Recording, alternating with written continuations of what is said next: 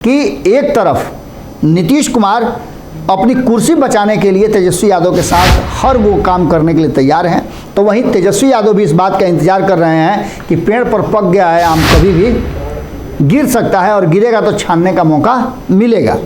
इन सारी बातों को लेकर कि राष्ट्रीय जनता दल के साथ आने के बाद उनकी सीटें सुरक्षित रहेंगी या नहीं रहेंगी। हमने आपको विश्लेषण करके कई बार बताया है कि इसमें कई ऐसी सीटें हैं जिस पर राष्ट्रीय जनता दल।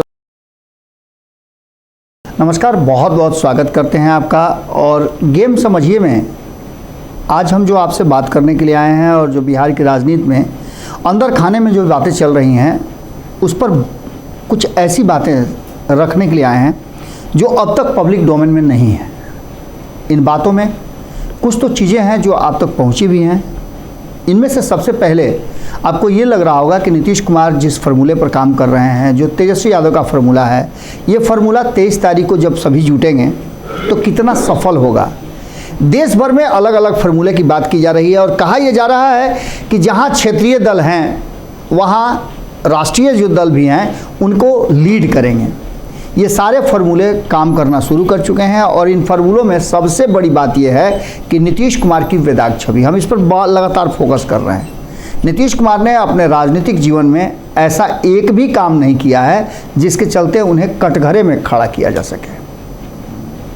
ये नीतीश कुमार की यूएसपी है और यही कारण है कि नीतीश कुमार पिछले 17-18 साल से लगातार बिहार के मुख्यमंत्री हैं। बीच बीच में उन्होंने इधर उधर स्विच जरूर किया है। 9 महीने के लिए जीतन राम मांझी को भी प्रभार दिया था, उसका भी उन्होंने एक आदर्श प्रस्तुत करने का प्रयास किया था कि 2014 में उन्होंने जिम्मेवारी ली थी कि मेरे कारण पार्टी को बेहतर प्रदर्शन नहीं कर पाई तो ऐसी स्थिति में जिम्मेवारी मेरी है और उन्होंने जीतन राम मांझी को दे दिया। लेकिन इसके विषय में हमने आपको कई बार बताया है कि ये नीतीश कुमार का समर्पण नहीं था, नीतीश कुमार का हार का जिम्मेवारी लेना नहीं था, बल्कि नीतीश कुमार की प्लानिंग का हिस्सा था, जिसमें नीतीश कुमार ने कोशिश किया था कि वो नरेंद्र मोदी के सामने प्रोटोकॉल के तहत न जा सके, क्योंकि नरेंद्र मोदी का उन्होंने विरोध किया था।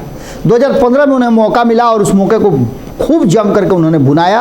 हालांकि इस बार भी उनके पुराने जिनसे अदावत चल रहे थे उस लालू प्रसाद के सामने छोटे भाई के रोल में काम करना पड़ा। खैर, ये सब बातें चल ही रही थी कि इसी बीच में एक बार फिर से नीतीश कुमार जो 2017 में उंगली छुड़ा करके भागे थे तेजस्वी यादव से, एक बार फिर से उनका उंगली पकड़ लिए और उंगली पकड़ने के बाद चर्चा शुरू हो गई कि नीतीश कुमार अब अपना उत्तराधिकार, अपना सारा जो इतना कमाया हुआ संपत्ति है, राजनीतिक संपत्ति, वो सब सुपुर्द कर देंगे। चर्चाएं कई तरह की हुई। इन चर्चाओं में कुछ फार्मूले जो गुप्त रूप से बनाए गए थे उस पर भी चर्चा शुरू हुई। हमने भी आपको बताया था कि नीतीश कुमार के पास जो फार्मूला है वो फार्मूला जीत का फार्मूला है और इस फार्मूले पर नीतीश कुमार ने ये प्लान बनाया है कि वो आने वाले 2024 के चुनाव में नरेंद्र मोदी को चित कर देंगे। तो आखिर वो फार्मूला है क्या और इस फार्मूले पर कितना भरोसा किया जा सकता है? तो एक फार्मूला इसमें है, उस पर आप भरोसा कर सकते हैं और वो फार्मूला है लालू प्रसाद का बनाया हुआ फार्मूला, MY फार्मूला। मुस्लिम और यादवों को लेकर के एक लंबे समय से राजनीति हो रही है और इस राजनीति में जहां एक तरफ यादव लालू प्रसाद की पार्टी राष्ट्रीय जनता दल को वोट करते हैं, बल्क में वोट करते हैं, जिसका कई बार प्रमाण भी मिला है। हालांकि 2019 का चुनाव एक अपवाद है जिसमें इतना सब कुछ होने के बाद भी एक भी सीट नहीं ला पाई राष्ट्रीय जनता दल। ये कहीं ना कहीं राष्ट्रीय जनता दल के जब से बनी है 25 साल के इतिहास में ये पहली बार हुआ है। तो इन सारी बातों को अगर रखा जाए तो जब भी लोकसभा का चुनाव आता है तो इस फार्मूले पर सवाल जरूर खड़े होते हैं। लेकिन अगर नीतीश कुमार इस फार्मूले का हिस्सा हो जाते हैं तो इस MY समीकरण के 30% वोटों पर एक नया ठप्पा लग जाता है और ये ठप्पा नीतीश कुमार का है, जो नीतीश कुमार इन वोटों में इजाफा करते हुए इसे 40 से 42% तक पहुंचाते हैं और यहाँ जीत की स्थिति तक आ जाते हैं।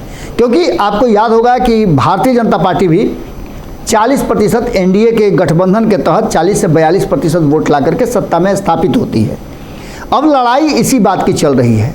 चर्चा ये भी चल रही थी कि नीतीश कुमार की जो 16 सीटें हैं जिस पर वो जीते हैं और एक सीट जो कांग्रेस ने जीता है, इन 17 सीटों पर भारतीय जनता पार्टी का सबसे पहले ध्यान है और इसको लेकर के अमित शाह की स्ट्रेटजी भी शुरू हो गई है।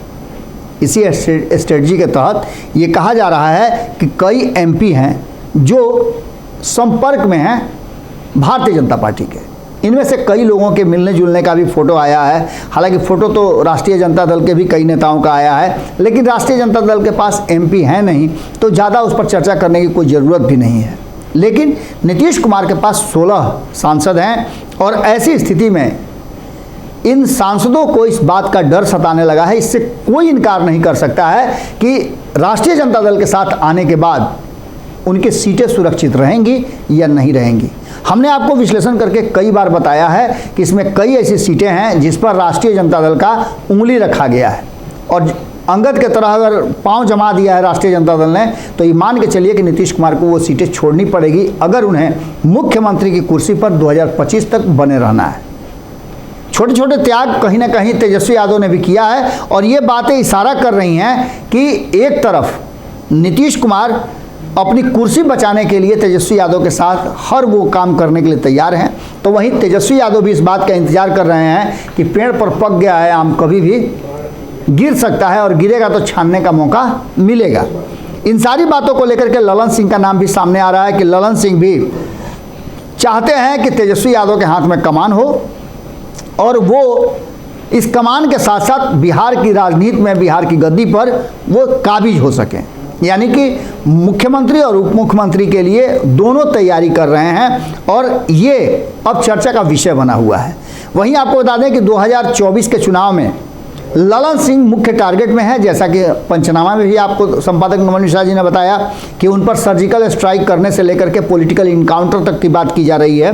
तो ऐसी स्थिति में आप समझ सकते हैं कि अगर ये उतना ही सत्य है जितना चर्चा चल रही है राजनीतिक गलियारे में कि भारतीय जनता पार्टी ने एक जो व्यवस्था की है, एक रणनीति बनाई है, उस रणनीति के तहत सबसे पहले मुंगेर से शुरुआत हुई और इसके लिए कार्यक्रम भी तय कर लिए गए हैं। ये भी संपादक नमन मिश्रा जी ने आपको बताया कि 20-20 सीटों का डिवाइड हो गया है। नरेंद्र मोदी ने कर दिया है कि 20 सीट जो भारतीय जनता पार्टी के पास हैं 17 और जो सीटें हैं इनके पास, जदयू के पास, इनमें से कुछ सीटें, मतलब 17 सीटें इधर और 3 सीट इधर, 20 सीट जो है वो पूरी तरह से दे दिया गया है जेपी नड्डा को, जो भारतीय जनता पार्टी की 17 है और 3 जदयू की। तो वहीं अमित शाह के जी में बाकी के 40 सीट हैं, जिसमें से 14 सीटें हैं वो महागठबंधन की हैं, जिसमें कांग्रेस की 1 और 13 सीटें आपको जनता दल यूनाइटेड की हैं। इन सारी सीटों को लेकर के समीकरण गढ़े जा रहे हैं, जहां एक तरफ 24 तारीख को झंझारपुर में जेपी नड्डा का कार्यक्रम है, वहीं 29 तारीख को खुद अपने से अमित शाह आ रहे हैं और उनका कार्यक्रम मुंगेर के लखीसराय में है। अब आप समझ सकते हैं कि इसको लेकर के किस तरह की राजनीति और रणनीति चल रही है। वहीं आपको बताया कि कई नाम हैं जो सामने नजर आ रहे हैं। एक तरफ आरसीपी का नाम आ रहा है, दूसरी तरफ वीणा देवी का नाम आ रहा है, तो सूरजभान सिंह का भी नाम इसमें शामिल किया गया है। ललन सिंह एक हैं जिनको आप जानते भी होंगे, उनका नाम आ रहा है। तो एक नाम बहुत ही चौंकाने वाला है और वो है अनंत सिंह की पत्नी का। उनका भी नाम लिया जा रहा है कि मुंगेर में वो चुनाव लड़ सकती हैं। और इतना ही नहीं, कहने वाले तो यहाँ तक कह रहे हैं कि उनका चुनाव लड़ने का कार्यक्रम जो है वो राष्ट्रीय जनता दल से हट करके भाजपा के तरफ से भी हो सकता है। इन सारी स्थितियों को लेकर के एक बात साफ नज़र आ रही है कि जिस तरह से भारतीय जनता पार्टी ने जो गुप्त फार्मूला था नीतीश कुमार और तेजस्वी यादव का, उस फार्मूले पर पूरी तरह से अपना निशाना बना लिया है। और इस निशाने में एक बात साफ नज़र आ रही है कि पूरी तरह से अब अपना शिकंजा कसने की तैयारी है। भारतीय जनता पार्टी ने सर्जिकल स्ट्राइक शुरू किया है और इस सर्जिकल स्ट्राइक से कहा जा रहा है कि रेडी हैं एमपी, यानी रेडी है एमपी का मतलब आप समझ लीजिए कि ये वो फार्मूला है जिसको लेकर के नीतीश कुमार के अलग होने के बाद वोटों का समीकरण और एमवाई पर अपनी दबिश बढ़त बनाने के लिए किया जा रहा है। बात अगर इस एमपी फार्मूले की करें तो इसमें भारतीय जनता पार्टी ने एक बड़ी बढ़त हासिल कर ली है।